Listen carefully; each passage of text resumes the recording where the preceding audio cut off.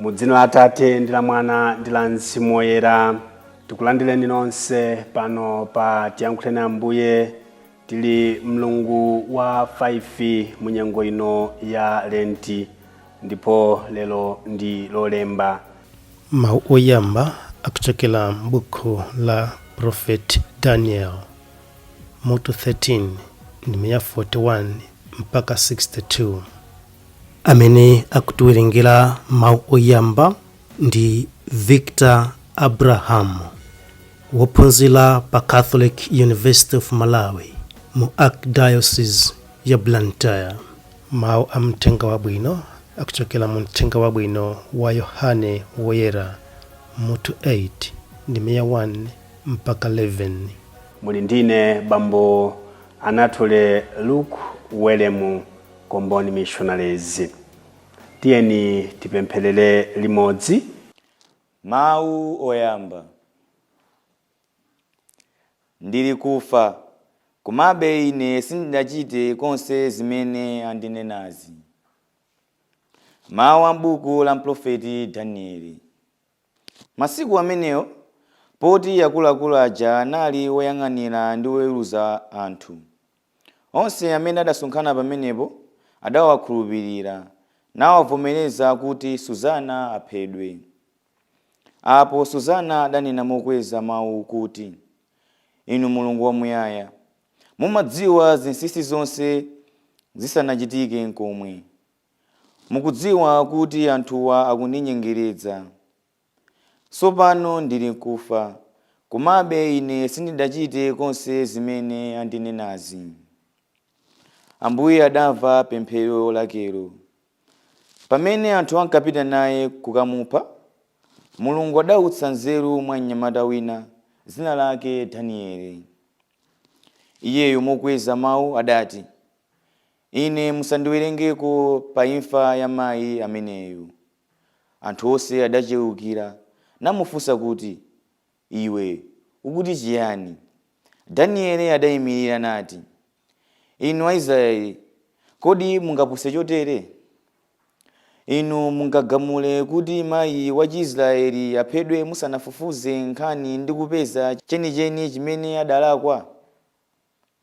Uyambeninso mlandu umboni umene apereka anthu awa kunena za mayiyu ngonama. Tsono anthu adabwerera ku bwalo la milandu, ndipo akuluakulu ena adauza Danieli kuti, Dzakhale nafe, udzatiuze zimene uli nazo kukhosi, chifukwa Mulungu wakupasa nzeru ngati za akulu. Danieli adauza kuti, Muwalikanise anthu oweruzidwawa, akhalirane kutali, kenaka ndiwafutsa bwino. Atawalikanisa, Danieli adayitana mmodzi mwa iwo. Adamuwuza kuti, Akulu inu, mudakambira nkhanza, akubwererani machimo anu akale.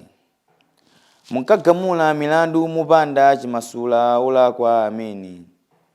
Chonsecho Ambuye adanena kuti, Usaphe munthu osachimwa ndi osalakwa.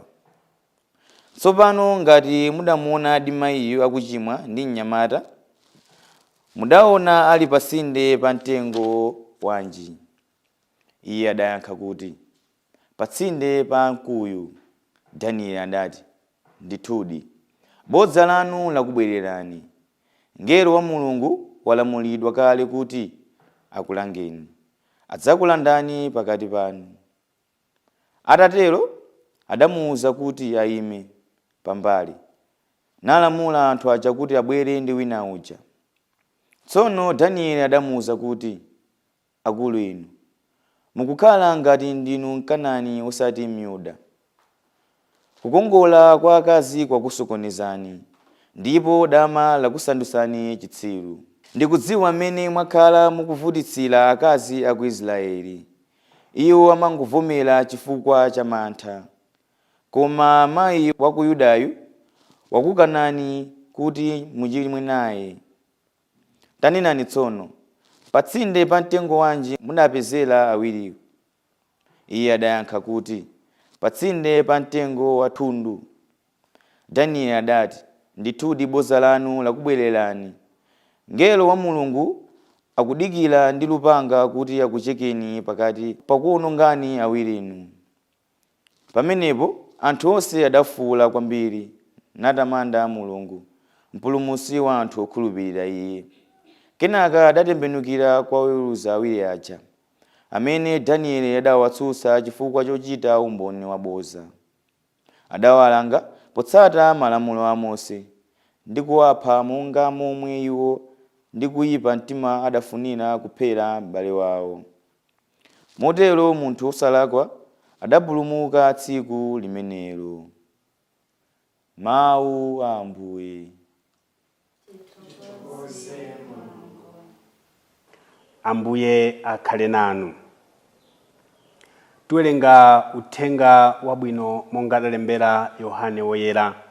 Yohane mutu wa 8 ndime ya 1 kulekera 11.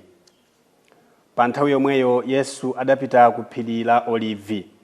Mmamawa adabweranso ku nyumba ya Mulungu. Anthu onse adadza kwa Iye, Iyeyo nkukhala pansi nayamba kuwaphunzitsa.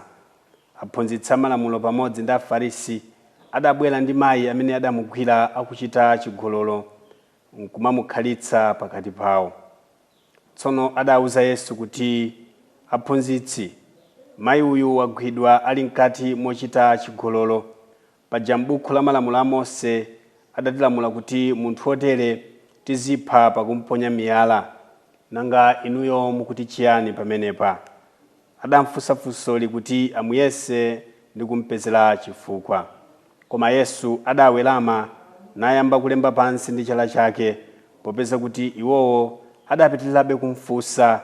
Yesu adaweramuka nawawuza kuti, pakati panupa amene sadachimwepo konse ayambe ndiye kumponya mwala mayiyu. Atatero adaweramanso nalemba pansi. Koma iwo atamva zimenezi adayamba kuchokapo mmodzimmodzi nayamba kuyambira akuluakulu. Yesu nkutsalira yekha, mayi uja ali chikhalire pakatipo mpaja. Kenaka Yesu adaweramuka namfunsa kuti, kodi mayi ali kuti anthu aja? Kodi palibe ndi mmodzi yemwe amene wakuzengani mlandu? Mayiyo adati, inde Ambuye, palibe. Tsono Yesu adamuwuza kuti, inenso sindikukuzengani mlandu. Pitani, koma kuyambira tsopano musakachimwenso. Umenewu ndiwo uthenga wa Ambuye. Abale anga okondeka mwa Ambuye, mawu amene tangomvawa uthenga wabwino monga adalembera Yohane woyera ukutiuza za mzimayi wogwidwa ndi chigololo. Ndipo akubwera ndi Afarisi komanso aphunzitsi amalamulo kudzawawuza Ambuye Yesu kuti tampeza uyu amaphwanya malamulo. Poyamba tinola kumvetsetsa kuti lamulo aliyense amayenera kulitsata. Aliyense lamulo akuyenera kuligwiritsa ntchito. Ndipo kuphwanya malamulo ndi tchimo limene. Ndiye pa zimene mayiyu adachita adalakwitsa ndithu. Ndipo monga timanenera nthawi ndi nthawi kuti mphamvu siziposa lamulo.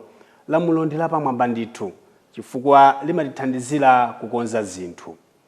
Koma poyamba Afarisi komanso aphunzitsi amalamulo pamene amakhala ngati akulakwitsa kapena akuphonyetsa, malamulo analipo inde, koma si onse amene amawatsatira.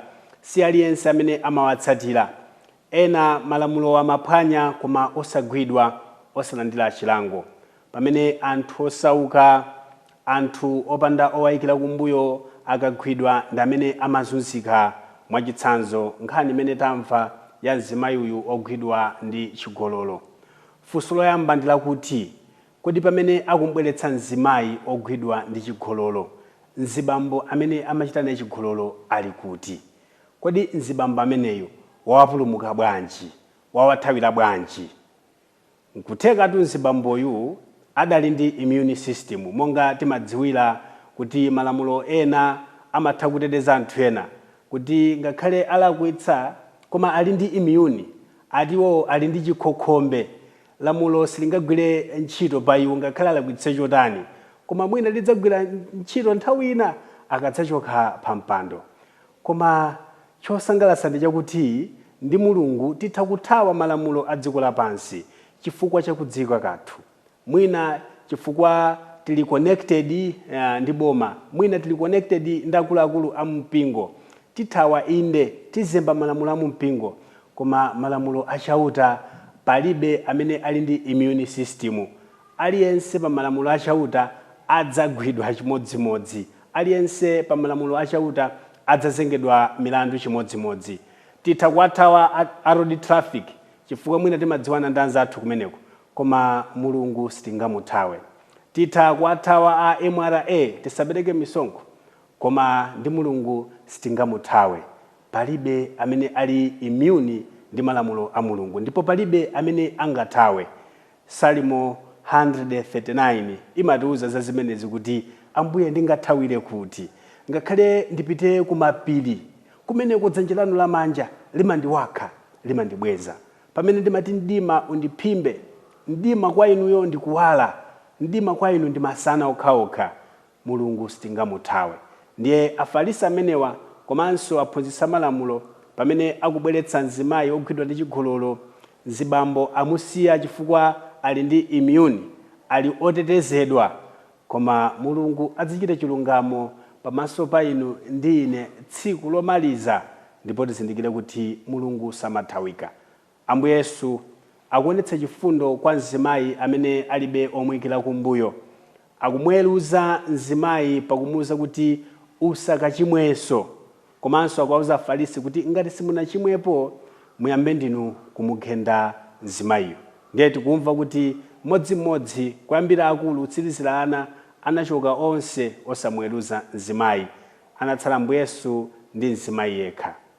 Apa tikufuna tiphunzire kuti pena anthu akaphwanya lamulo tizimvetsa chifukwa chimene aphwanyira lamulo, tisanawaweruze, chifukwa lamulo lidabwera kuti lipulumutse moyo wa munthu, osati moyo wa munthu kuti apulumutse lamulo. Ambuye Yesu amakamba za tsiku la Sabata.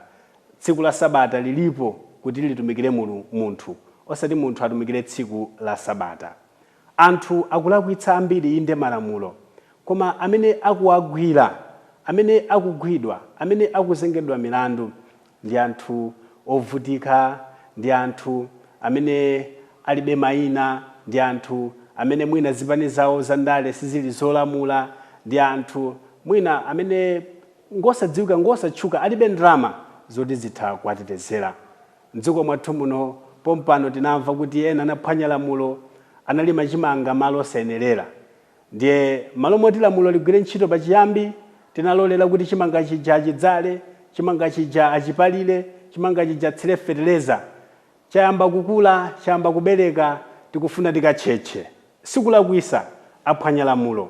Koma poyamba Ambuye Yesu akuti musanagende mwala mzimayi wachigololo amene sadachimwepo, muyambenso yeyo kumugenda miyala, musanayambe kutchetcha chimanga. Aliponso anthu ena anaphwanya malamulo m'mizindamu, adamanga manyumba awo m'malo osayenera, amene onso mukagumulire bwanji manyumba awo. Musanayambe kutchetcha chimanga ichichi cha anthu osauka, cha anthu ovutika. Tatiyeni mukagwire makampani amene akutaya zinyalala mizinda yathu, amene akutaya zimaplastiki, akupanga pollution, tikungowaona. Koma munthu osauka amene walima chimanga, pompo tikufuna lamulo limupweteke, njala imupweteke. Tisanayambe kutchetcha chimanga, tiyeni tigwire onse amene aononga ndalama zaboma. Anthu amangati zinthu zosadziwika, ndalama za nkhaninkhani, chaka osatha tamva zoti matoileti anagwa, ndalama 15 million. Takagwirani kaya amene aja, inde musanatchetche chimangachi. Ambuye Yesu afuna tiphunzitse kuti ngati tikuti ndife dziko lotsata malamulo, tiyeni malamulo amene wawa atsatidwe ndi wina aliyense, posatengera kuti amene ali mboma ndi ndani, posatengera kuti amene walakwisa ndi ndani, ali ndi ndalama kapena alibe ndalama. Tidziwe kuti muja timanenera kuti tili ndi selective justice, poti wapangayo ndi wakwathu, poti wapangayo ndi wa mtundu wathu, wapangayo ndi wa chipani chathu. Ambuye alibe zimenezo. Pa tsiku lomaliza tonse adzatiweruza. Ife tonse amene tikupsinjidwa makamaka mu nthawi ino ya Lent, tizindikire kuti tili ndi Ambuye amene ali mbali yathu, mbali ya ife akafucheche, mbali ya ife akapompa ngolo, akutiuza kuti tisachimwenso ndipo adzatipatsa moyo wosatha. Ambuye apitilize kukhala mbali yathu, atipatse zosowa, atitumizire mzimu wa Pentekoste kuti atilimbitse ndi kuphatana naye ndi kuti atipatse moyo pa nthawi ya Pasaka ino. Amen. Mu dzina la Atate ndi la Mwana ndi la Mzimu Woyera. Amen.